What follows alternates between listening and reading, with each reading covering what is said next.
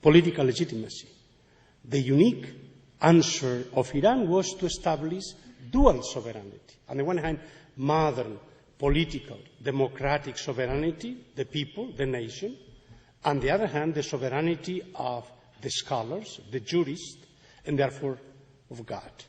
And since then, this has been the problem of Iranian democracy or politics.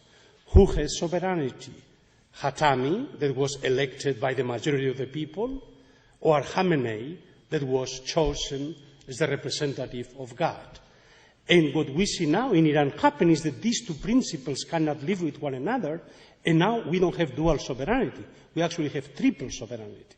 We have, on the one hand, the principle still of democratic politics, the principle of the mullahs, the ulama, and ultimately we have now a military repressive regime, and basically eliminating both principles of legitimacy, and in which a regime has no other legitimacy but pure force.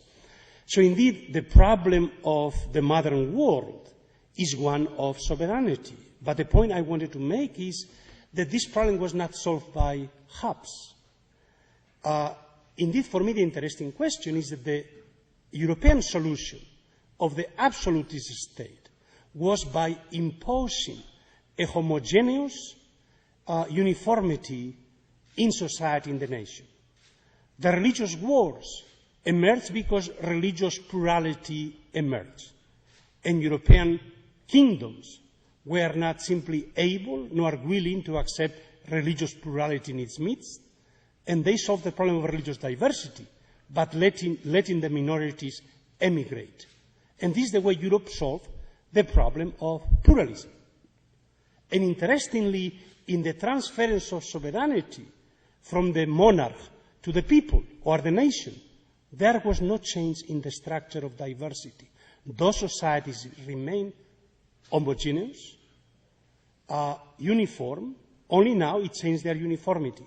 There is no change in the structure of pluralism, certainly no emergence of religious diversity, nor with the expansion of democracy and universal suffrage.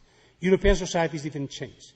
For 300 years, the confessional boundaries of those societies were kept fixed, and the only movement was unchurching, people leaving the churches.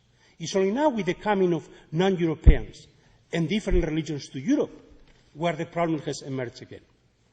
Now, if I may, the counter question that I may pose